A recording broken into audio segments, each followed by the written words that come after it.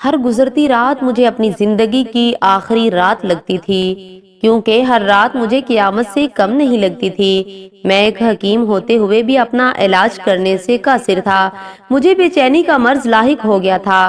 آخر یہ کیسی بے چینی تھی جو میری راتوں کی نیندیں چھین کر لے گئی تھی؟ میں یہ سمجھنے سے قاصر تھا مجھے ایک ٹھنڈی چھاؤں کی تلاش تھی، ایسی چھاؤں کی تلاش جو میری زندگی میں سکون پیدا کر سکتی تھی۔ مجھے کبھی اندھیرے یا تنہائی، حتیٰ کہ کوئی ایسی چیز سے ڈر نہیں لگتا تھا جو میرے لیے نقصان دہ ہو سکتی تھی۔ میں نے ہر آزمائش جو میری کامیابیوں میں خلل ڈالنے والی تھی، سب سے ڈٹ کر مقابلہ کیا تھا۔ میری دنیا میرے لیے جنت سے کم نہ تھی۔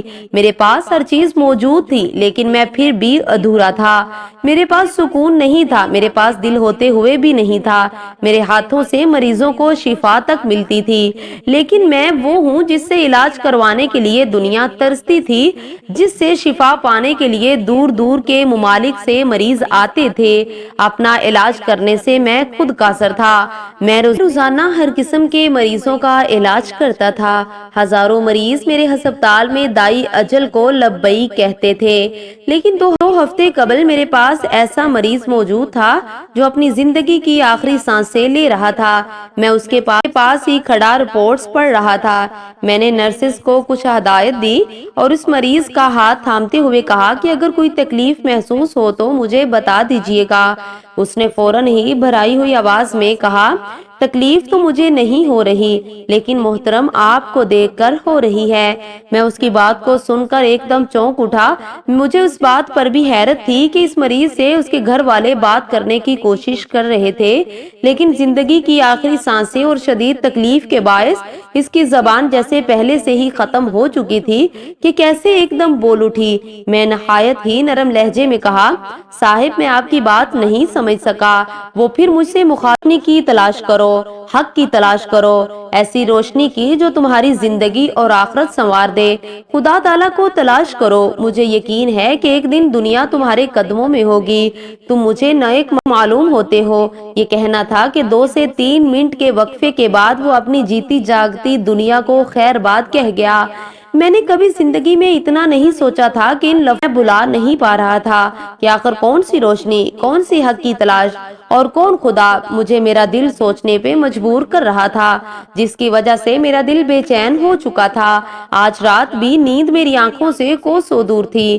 کچھ نہ پاتے ہوئے میں نے موبائل اٹھا لیا اور ایسے ہی فیس بک استعمال کرتے کرتے میرے سامنے ایک ویڈیو کھل گئی جس کا عنوان تھا کہ یہ ہے اصل روشنی۔ میں نے وہ ویڈیو بڑے دل سے دیکھی اور اس کے بعد کافی دن تک اسی روشنی پر میں نے مزید ریسرچ کی اور یوں ایک دن میں قرآن مجید اپنے گھر لے گیا۔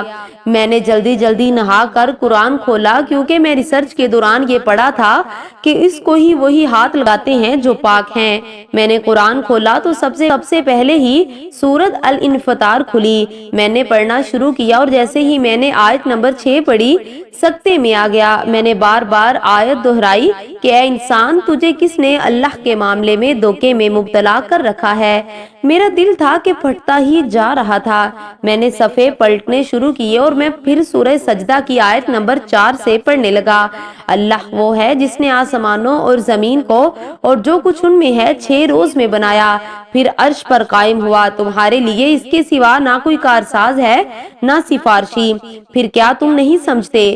وہ آسمان سے لے کر زمین تک ہر کام کی تدبیر کرتا ہے۔ پھر اس دن بھی تمہاری گنتی سے 1000 برس ہوگی۔ وہ انتظام اس کی طرف رجوع کرے گا۔ وہی چھپی اور کھلی بات کا جاننے والا زبردست مہربان ہے۔ میرے آنسو تھے کہ رواں تھے، جیسے وہ اب کبھی تھم نہیں سکتے۔ میں نے کافی عرصے تک قرآن کو سمجھ کر پڑھا اور پھر میں خدا تعالیٰ کی طرف سے دی گئی روشنی کی طرف رجوع کرنے میں کامیاب ہو گیا، اور اب مجھے لگنے لگا تھا کہ میری زندگی پلٹ چکی ہے، میری زندگی سکون سے بھرنے لگی ہے۔ اسلام قبول کرنے کے بعد میرا دل اللہ کی محبت پانے کے لیے دیوانہ ہو گیا تھا۔ مجھے خدا تعالیٰ سے ایسا عشق ہو گیا تھا کہ اٹھتے بیٹھتے ہر وقت ذکر الہی سے میری زبان تر رہتی تھی۔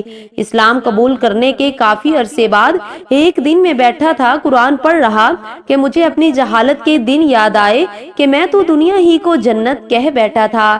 میں نے کبھی لفظ اللہ پر غور ہی نہیں کیا تھا، میں نے کبھی حقیقی سکون تلاش ہی نہیں کیا تھا۔ پھر میں نے اس شخص کو دعائیں دی جس نے میری آنکھیں کھول دی۔ اس نے مجھے بتایا کہ اس کی روشنی کو تلاش کرو جو ہمیشہ رہنے والی ہے، اور پھر میری نظروں سے بے چینی کے دن گزرنے لگے۔ جب اس بزرگ کے لفظ میرے دل کو چیر رہے تھے، جب میرا جسم سکون کی تلاش میں تھا، اور پھر اللہ رب العزت نے اپنا کرم کیا، میری زندگی میں قرآن کو نور سے بھر دیا، مجھے زندگی کی حقیقت سے آگاہ کیا۔ میں نے قرآن مجید کو سینے سے لگاتے ہوئے ٹھنڈی آہ بری جیسے سارا جہاں میرے سینے میں آ گیا ہو۔ پھر گزرے ہوئے لمحات اور جہالت کی زندگی کا سوچ کر مسکراتے ہوئے ساتھ پڑی میز پر رکھ دیا۔ میں نے سوچا کہ میں جس بے چینی کا علاج کرنا چاہتا تھا اور مجھے جس ٹھنڈی چھاؤں کی تلاش تھی، وہ تو اللہ رب العزت کی طرف سے ملنی تھی، اور وہ ہدایات قرآن تھی۔ پھر اللہ کی طرف سے ہدایات ملنے میں سجدہ شکر کے لیے 2 رکعت نفل ادا کرنے کے لیے کھڑا ہو گیا۔